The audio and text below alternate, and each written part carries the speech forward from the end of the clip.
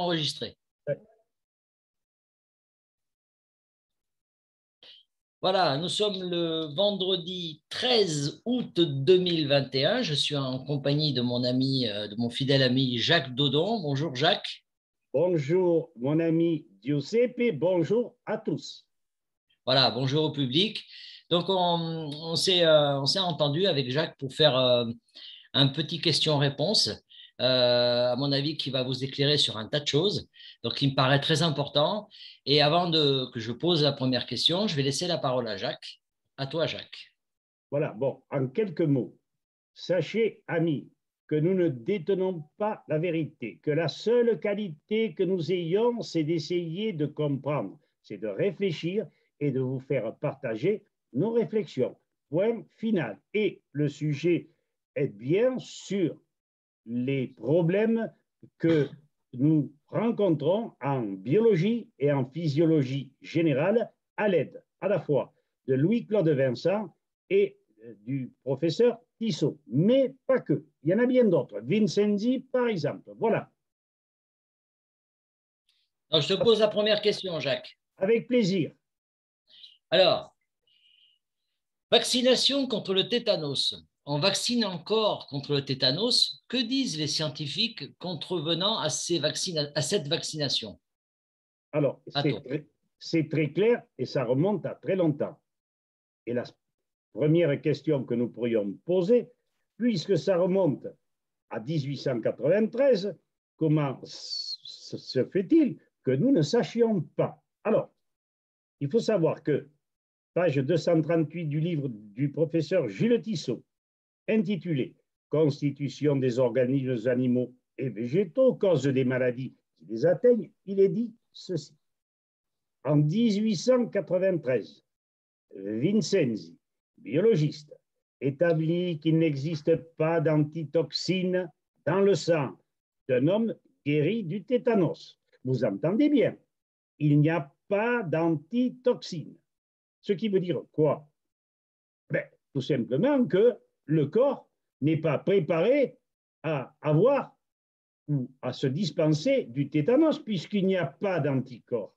Alors, on peut conclure que ce que dit Vincenzi, on le savait à ce moment-là, que cette fameuse première atteinte de tétanos, si l'homme guérit, n'immunise pas l'homme. Alors, évidemment, si la maladie ne guérit pas ou ne prévient plus le tétanos, la vaccination non plus. C'est clair, net et précis et démontré par 3 entités et des types qui savaient ce qu'ils racontaient. Voilà. Nous avons résolu le problème de la vaccination contre le tétanos. Pourquoi vacciner? Puisque l'homme guéri du tétanos ne produit pas d'anticorps, dont la vaccination non plus. Alors qu'on ne nous casse pas le sexe, hein, et avec des jérémiades et des arguments anti-scientifiques, alors que nous avons les preuves. Terminé. Alors, deuxième question, Jacques. On vaccine toujours contre la diphtérie. Est-ce utile? Alors, toujours dans les expériences et recherches de Tissot, ce dernier démontre d'une manière irréfutable que les bouillies d'orge de céréales sont bien responsables de cette maladie, due, vous le savez sûrement, nous l'avons assez répété, à des moisissures qui interviennent lorsque l'orge est ramassée par temps de pluie. Moisissures extrêmement toxiques. Souvenez-vous de Pont-Saint-Esprit et du seigle empoisonné. Du jour où les céréales ont été, c'est-à-dire aux alentours de 45-48 plutôt, où les céréales ont été séchées dans des tours où l'on entreposait le grain, il n'y a plus eu ni de, comment vous dire, bon, de plusieurs maladies, donc la diphtérie, la peste, le choléra, en partie la poliomyélite, la suette miliaire, j'en passe. Toutes ces maladies sont causées par les moisissures des céréales. J'ajoute que les céréales sont des aliments qui ne sont pas faits pour l'homme parce que l'homme a un gésier non broyeur et que si nous n'avions pas les meules, eh bien, nous ne pourrions pas manger de pain puisque si nous mangions des graines, nous serions incapables de les digérer. C'est clair, net et précis et bien démontré par notre ami Jules Tissot. Et nous posons la question, pourquoi ça ne se sait pas? Eh oui. Alors, la troisième question. Le paludisme viendrait de la piqûre des moustiques, le plasmodium? Alors, je l'ai rencontré et je te demande un instant. Oui. Je vais prendre le livre pour ne pas que l'on me traite de menteur. Je l'ai su et par Louis-Claude Vincent et je l'ai su également par notre ami Pierre Brécy, qui d'ailleurs est mort depuis longtemps. Le livre s'appelle La bioélectronique et les mystères de la vie. Je vous conseille, si vous le trouvez, de le lire avec attention. Vous allez tomber à la renverse. Prière de garder votre femme à côté de vous, de façon à ce qu'elle puisse vous faire à la renverse le bouche à bouche. Entendu? Édition, courrier du livre. Voilà. Alors, je ne fais que répéter ce qui a été marqué, page, je ne vais pas vous donner la page, vous n'aurez qu'à la retrouver, lors d'une expérience personnelle en 1952 dans les marais de Syrie. Durant une semaine de séjour, 4 personnes, dont Louis-Claude Vincent, qui est professeur, n'est-ce pas, et qui était très estimé par le ministre de la, j'allais dire de la maladie, le ministre de la Santé, et De Gaulle, cet homme donc très estimé, parce qu'il ne racontait pas de bêtises, il avait eu de sacrées guérisons à son actif, ils furent dans ces marais piqués par des myriades de moustiques, des dizaines de fois, mais il faut bien ajouter que pas une seule goutte d'eau du marais ne fut bue par eux. Ils avaient amené leur eau, de l'eau de Volvic, hein, et ils ignorèrent le paludisme auquel ils avaient été condamnés. Pour eux, la preuve était flagrante, probante, que l'eau était bien la responsable du palu. Alors attention, c'est que c'était quand même des biologistes. Ils avaient eu la précaution d'amener un microscope et évidemment de regarder cette eau à vue agrandie. Et ils se rendirent compte que dans l'eau, il y avait une pullulation de protozoaires, certaines disent amibes, responsables du paludisme. De nombreux autres faits le confirmèrent. Alors, oui, mais je pense que j'ai dit l'essentiel. Je pense Oui. que tu peux me poser la dernière question. Exactement. Donc, comme ça, tu vas Face pouvoir à ces développer, constatations, hein, bien sûr, oui. Face à ces constatations troublantes, donc, que peut-on formuler? bon, eh bien, plusieurs choses. La première, que la biologie a été largement conduite sur de multiples impasses et Dieu sait si Jules Tissot l'a bien démontré dans son livre, il en a fait 4 livres, hein, et le dernier est une merveille. Il a mis quand même une vingtaine d'années pour arriver à ses conclusions. Neutralisèrent ces impasses toute avancée salutaire pour les recherches ou sur les recherches et la neutralisation des maladies. Les 4 dogmes pasteuriens sont faux. Les voici. 1. Le dogme de la contagion. Et nous en sommes là aujourd'hui. On nous dit, mais surtout, mettez-vous un masque ou surtout prenez des précautions. Mais quelles précautions? Alors, je vais sur un différent entre nous rapidement. Notre terrain est habité par les bactéries, les virus, les champignons. Bien. Et suivant l'état et le conditionnement du corps, tu es soit sur des terrains de virus, soit sur des terrains de bactéries, de microbes ou de champignons.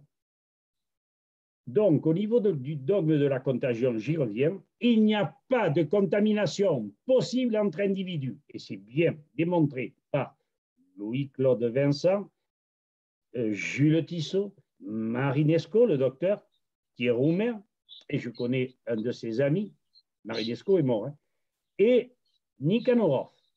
Nikhanorov, alors, Marinesco était docteur, Nikhanorov était biologiste. Ils ont fait diverses enquêtes sur des terrains de peste, d'épidémie, et je donne simplement la finalité. Ils remarquèrent que, au plus, il y avait 0,6% de personnes sur 100, donc, qui pouvaient se transmettre la maladie. Mais ils ne l'ont jamais démontré. Et ils le disent bien dans leur livre. Et comme ils sont loyaux, comme ils ne veulent pas que nous réfléchissions et que nous racontions des bêtises, ils ont dit qu'il est possible qu'il y ait 0,6% de maladie. Mais rappelez-vous tous que la maladie, c'est un empoisonnement. Regardez un exemple de rougeole. Deux gosses dans une famille ont attrapé la rougeole. Ah, ils se sont contaminés. Et bien sûr, il y en a un qui a pris la rougeole avant l'autre. Mais ils oublient une chose, c'est que tous les deux, au petit déjeuner, ils se payaient de l'orge, une bouillie d'orge avec du lait. Or, vraisemblablement, l'orge était contaminée. Le lait pouvait l'être également, puisque les règles d'hygiène n'étaient pas respectées à cette époque. Et ce n'était pas une contamination d'homme à homme. Deux, le dogme de l'asepsie. Asepsie, ça veut dire dépourvu de micro-organismes, des êtres vivants. Les êtres vivants sont constitués d'éléments de nature bactérienne habités par les bactéries, les virus et les champignons, qui, eux, permettent la vie dans les corps des êtres vivants. Supposez qu'il y ait un empoisonnement à un endroit donné, les, mettons, microbes qui habitaient ces bactéries non pathogènes, hein, qui habitaient ce lieu, vont être déséquilibrés par le poison. Et à ce moment-là, il va y avoir un développement soit de bactéries suivant l'importance de l'empoisonnement, soit, si le terrain change, une pullulation de virus. Ensuite, nous avons vu le A, le B, le dogme du monomorphisme.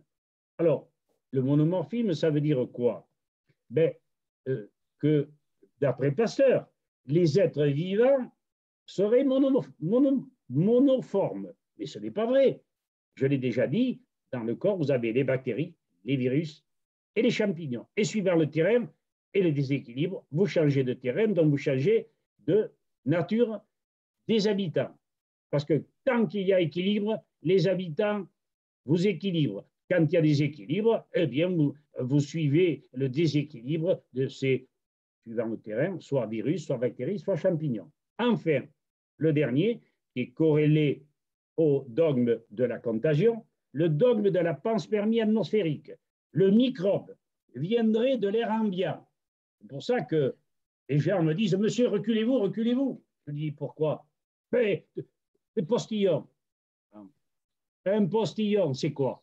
C'est tout simplement un élément tellement peu important que dès qu'il sort de votre bouche, n'a aucune possibilité de vous contaminer. Il meurt presque instantanément. Et de toute façon, il faudrait une pluie de postillons pour peut-être que ces postillons attaquent votre équilibre au niveau de la santé. Voilà, moi j'ai dit l'essentiel. Maintenant, je pense que nous avons dit ce qu'il fallait.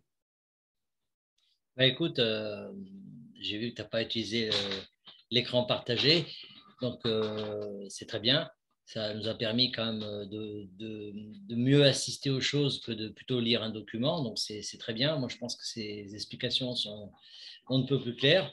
Donc voilà, moi j'en ai terminé avec ça. Si tu as un petit dernier mot à rajouter, Jacques, je te laisse la parole. Non, je pense qu'il serait peut-être bon que les gens s'intéressent à des êtres communs comme nous, qui avons eu la chance de connaître des professeurs qui nous ont très bien donné leurs leçons de pédagogie et surtout leur honnêteté, leurs scrupules. Et c'était des gens qui toujours n'étaient jamais sûrs de ce qu'ils faisaient. Et ces gens-là, on peut leur tirer notre chapeau. Prenez, pour exemple, ce dernier ou cette vidéo et regardez nos vidéos sur VK et sur YouTube. Voilà. Et sur Odyssée, parce Et que sur Odyssée. Je les partage toutes, c'est important. Aujourd'hui, j'ai pas mal de gens qui me rejoignent sur ma communauté Odyssée. Donc, chaque vidéo de Jacques est partagée, bien entendu, parce qu'elle est très importante pour la compréhension de tout ça. Donc, voilà, bah, écoutez, on va vous souhaiter une excellente soirée avec Jacques. On va arrêter, Jacques, l'enregistrement si tu veux bien. Alors, Et juste, puis, oui, dis, vas-y. il y a des jeunes qui vont me dire, oui, mais comment je fais pour venir sur Odyssée? Comment je fais pour venir sur VK? Comment je fais pour venir sur YouTube? En ce qui me concerne, il vous suffit de taper Jacques Dodon, D-A-U-D-O-N, VK ou YouTube, et vous me retrouverez sur Internet. Et toi, Youssef? Bah, ils vont sur mon site êtresouverain.com et ils retrouveront la chaîne Odyssée ou ils vont directement sur Odyssée et ils cherchent Être souverain maintenant avec 2000, plus de 2300 vidéos. Donc, on me retrouvera très facilement.